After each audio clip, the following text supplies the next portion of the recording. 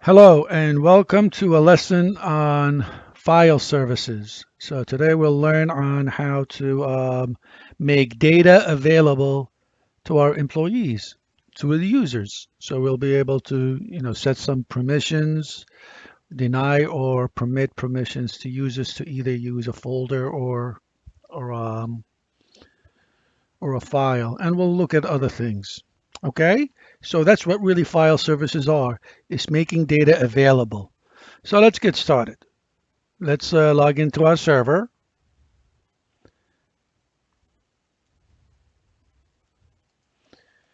Okay, and when you get in there, I want to go to Explorer, so computer. So just go to the Start menu. I'll just go into my PC. If you would type computer, it'll just come up. And this way you'll be able to see your E drive, the one that we created in the previous lesson. Okay, so let's double click on it. Let's get into the E drive. Let's create a folder. Right click, go to new, and go to folder, and let's call it the test folder. And then after that, open that folder and right click, and let's create a text document all the way on the bottom. And let's call that also a test. Okay, so when you do that, let's go to and right click on the test file that you just created and go to properties. When you go in there, you'll see the security tab on the top. Click on that. And now what you see is you can see that for example, if you click on the administrator, all the administrators, that includes me, because that's how I signed up, I have all the full rights, full control, all the rights that I can do to this file. I can modify it, I can read, write, and even delete it if I wanted to. I can read and execute, I can read the content, and if it was an executable file, I'll be able to run it. That's what read and execute means. In this case, I can read it, and I can make changes to it, right? If you click on users, users can only read and execute. They can read the file, execute it if it was an executable file, or just read it. In this case, they can only read it. All right. And by the way, they are grayed out is because this is an inherited rights from the folders above. So you can't make any changes. If you click on it, you can't really make any changes to them. So if you click on let's add a new user, for example. Let's click on edit, just to give you an example. And you can still, if you click on users, they're still grayed out. You won't be able to do anything. So you can't really change the permission of add on there. So what I want to do is hit cancel for now. Let's go to advanced. When you click on the advanced button, you actually can do permissions, adding and effective access. We'll take a look at each one of those. But if you go down here and you can click on disable, you can click on users and disable the inheritance of the users. So when you click on OK, it says, do you want to convert the inherited permissions into explicit permission to this object? So they have, read and execute and read only. So you could take the inherited and just make it specific for the user, or just remove the inherited permission completely, so he does not inherit any of the rights on the above. So if you just click on convert and you click OK, and now when you go in here, you can see you can actually when you say OK, and then let's say you go back right, go to the properties, click on security tab, and click on users, you'll be able to change. If you edit and click on users, you'll be able to change these rights, right? All right, so do me a favor, being able to do that, take a snapshot right now. So this is one of your first print screen that I want you to do. All right, click on cancel, and let me go to advanced and just re-enable the inheritance. Okay, because I don't want to lose that. Okay, the other thing that you could do to a specific file, so this is really pretty much it. You can also, by the way, let me just go back. Let's add another user. So let's say I want to add, click on add. I want to add John Smith, Mike Smith. I have a Mike Smith in there, so I'll just click on Mike, click on check names, and there it is. I'll add him in here. And on Mike Smith, he has read and write. I can give him all the rights that I want, right? So let's say I give him modify and the right, okay? So modify, allow him to delete or make changes to the file. And I'll say okay. Now, here's one thing that you need to remember. If the user is a member of, let's say, two groups, or he has some rights, and he has rights in one certain groups and some other rights in another group, his effective rights is always going to be the least restrictive. So if he has full rights and he only has, let's say, read and write, read and execute and read only, he's going to get everything. That's the least restrictive. But remember one thing, that if let's say he has a deny statement on one of them, if he just has a deny, so even though he has rights in one group to, let's say, modify a file, but in another group he was denied to modify that file, he will be denied. Deny always overrides the allow. So here's something I want you to write and want you to submit. When you have a member, write that down. When you have a member in two different groups, the member will get the least restrictive permission, which means if you have more rights, you'll get that. But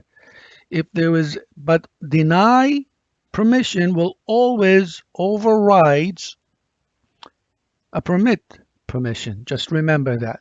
Okay, so if he has a deny permission in one folder, in one group, but he had a permission in another, he will be denied. Okay, so take a snapshot of this so you know that you know how to add a user and change the permission for Mike Smith. So Mike Smith right now, if I want to take away a right, he'll only be able to read and execute. I'll give him modify to be able to read and write and modify. So leave that. So take a snapshot of this. So now Mike Smith can do modify, read and execute, read only, and write to the test file. Okay, click OK, and you can click OK. All right, so now let's go back and click on the file. Right click on the file, go to Properties, and go to the Security tab, and then click on Advanced. Now, in addition to the permission, you can add somebody's permission from here too. So if you click on Add, you can either allow or you can set up, let's say set a principal. Let's say for Mike Smith, click on Mike Smith, check the name, picks it up, and you can actually have, excuse me for a second, let me bring this over. You can add more permissions in here. You know, what type do you want? Do you want allow or deny? And you could do it this way, right? Or you can set a condition. In fact, you can set two conditions, which is really nice. This is something new with 2012, is you can pick Mike Smith and telling them you can to the file, right? And you can say, okay, I am going to allow him to do this, and I'm allowing to delete, let's say, and you can pick a user or device or a group and say, if he meets this condition and or this condition, these advanced permissions will be applied. So depending on the condition, right? So this is really something you have more control over. Or you can say deny. If he meets these conditions, we will deny him doing all of these, right? So that's something really good to have. All right, I take a print screen of this as well. All right, I want to make sure you know how to get into the advanced print screens, advanced permissions. Okay, so you can close this. Let's go to auditing. When you click on auditing, you can actually add a user. Okay, let's click on add. And again, you can set a principal, find something. Let's say we keep picking on Mike Smith. So we'll pick Mike Smith and we want Mike Smith. Again, we are going to do every time he fails or everything, all failed or success. Again, you can do this. You can do set a condition or two conditions. When he does this and this, we'll be able for all, let's say every time he fails, if he fails, depending on the conditions, we'll add the permissions right here. This is really set up. The auditing is you want to watch and keep track of whatever's Mike is doing when it comes to on everything. Let's say let's click on all, right? Just to keep track of what he's doing to that file, right? Take a snapshot of this. So I want you to know how to set auditing for a specific user or a group when they are working on a specific file. So take a screenshot of this. You can close that out. Let's go to the effective rights. Effective rights is, let's say, because you are from many different, a user could be in many different groups, and you want to you want to see what his total rights to a specific file. All the added rights and subtracted rights from all the different, depending on which groups he's in. That's the effective rights permissions. So you can select the user. So let's select the user again. Let's say it's Mike Smith again. Okay, let's select the device. Let's use that Win7 file that I had, the Win7 PC, just for an example, right? Click on OK. You can click your own PC if you have it. And let's view all the effective rights of Mike on this device, the Win7 PC. I view them and I look at him and I see, oh, he has a lot of rights because I logged in to him, right? Mike Smith has all these rights. That's his effective rights. All right. So if you can do this, that would be great. Take a screenshot of this as well. I want you to be able to know how to find out. You can calculate this by yourself if you want, but Windows 2012, you don't even have to worry about that because it automatically calculates all your effective permissions, your rights to a specific folder or a device in this case. All right, so take a screenshot of this again. Just want to remind you, close that. And now that's pretty much it when it comes to when it comes to a file. Now back up a little bit and let's go to the folder itself and right click on the folder and go to properties. When you click on folder properties, they have an additional tab, the sharing tab. Well, the security tab is pretty much the same. Everything else is the same except there's another rights called list folder content that allows you to either, pretty much to be able to, if you click on edit, it allows you to read, modify the folder and all that other wonderful stuff. It's pretty much the same thing. So that's really the only folder additional permission that you have within the folder. But if you click on sharing, and this allows you to share a folder with other users. So if you click on share, and here's the administrators, you can add new users. So if you can click on or find people that I want to share with this. Let's do it with John Doe this time. We keep picking on Mike Smith. So let's see, here's John Doe, and we want to share this folder with him. Okay, so you can click on share, and it takes a few minutes, and bingo. Now this folder is being shared with John Smith. I'm sorry, John Doe, right? You can click on advanced sharing. So when you click on advanced sharing, you can click on add, and you can allow, for example, a new share name and blah, blah. the maximum allowed, and that we usually, and you can set a limit to how much you're going to be sharing that volume for that folder. So I'm going to click on no. You can click on permissions, what they can and cannot do. And you can click on caching, which we'll talk about in a few minutes. If you want to cache in the information, if you want that, for example, all that information, you can cache it in and work on it offline. But we'll talk about that later on. All right, so click on cancel. We're not going to do anything with that right now. So we did, let's click on advanced sharing. I think that's what we did, right? All right, here's something that I want to, well, you know what? Take a snapshot of this just to make sure that you know how to share. I know we did it, I forgot to tell you. So now get in here and make sure you take a snapshot of this really with John Doe in there, that we know that John Doe has the permission. We shared the permission with this folder with John. So you can actually give him read and write to that folder if you want to. In this case, we'll just leave it at read.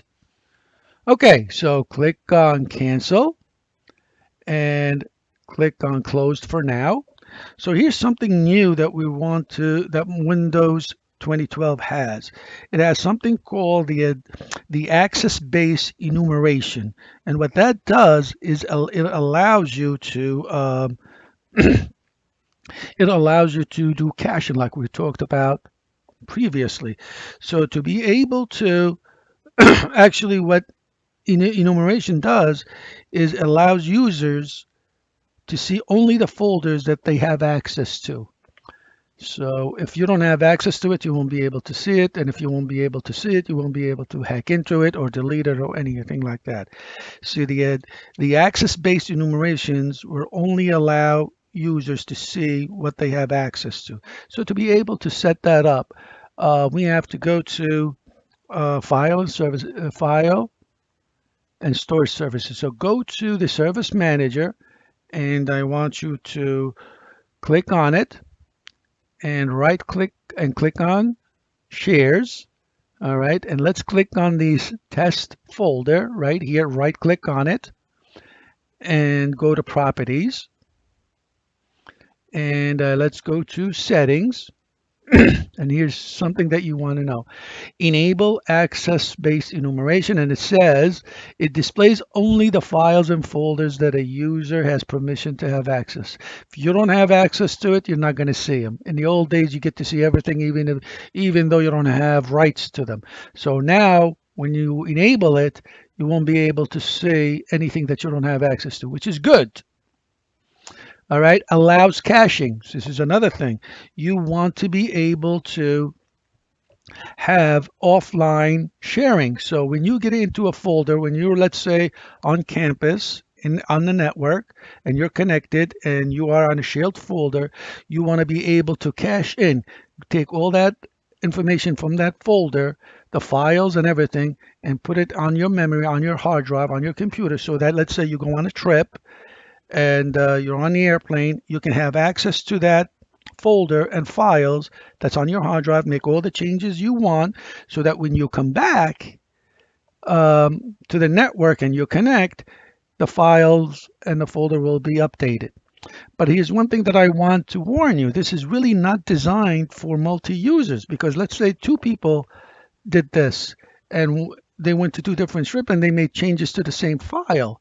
When the first person comes back in, he's going to be, it's being updated. And when the other person comes back in, when they come in and they want to update that same file, they're going to, the operating system is going to kick back and say, hey, listen, the one that you took is not the same one that you updated, so it's not the same. So do you want to make the changes? Do you want to overwrite it, or do you want to delete the file and override rules? But if he deleted the file, so the guy that came in first, he loses all his information. So you got to be very careful when you do this. Make sure you only do it for kind of one person. You do it for yourself, and you make changes to that file, the administrator. And so that when you come back into the network, you make all the changes that it makes only changes to that one file. All right, so it's not really, again, the caching thing is not really designed for multiple users to make changes because this is going to be a mess. Although, by the way, when you come back in, and if you see that the file has been changed by someone else, come back into the network, you can make another copy of it. All right, something like that. It doesn't have to delete the file that's been updated by the first user. All right, so take a picture of this. I want to make sure you know how to uh, do caching for offline and how to enable the access-based enumeration. The last thing that I want to go over is shadow copying to be able to make up uh, copies on your file on the fly. So this way it makes them up just in case you delete it or you modify the file or a folder by a mistake. So we need to go to the computer again. So let me just close this and let me go to the computer and let's click on the E drive and enable the shadow copying. Actually, let me just back up. Right click on it and let me go to properties. And there you go, shadow copies right here. You click on that and it's going to say to you, all right, I already, let me, here's two copies. You can actually delete, let me see if this is the same one. Um, which one is the oldest? This is the newest. Let me delete that one because I was practicing a few minutes ago. Okay, so this is where you can, and it's enable. You can disable. If it was disabled, you can disable it if you wanted to, but I have enabled it already. You should enable it. So what that does, and you can go to settings and you can set the limit to how much you can. We only have 74 megs of copying. So while you're doing out of the 300, you can increase that. You can set a schedule. How often do you want the copies to be made? So this is like while you're typing, it just makes a copies as you make changes. So in case something goes wrong, you can always come back and pick it up. So weekly at 7 a.m. Schedule it, once on Monday starting at 7 a.m. All right. So or you can actually, you don't have to click on the schedule. You can do create now. Let's practice this. So let's leave that on. Okay. And let me go to the file. And let's say, let me go in there and type testing one. I don't know, testing one.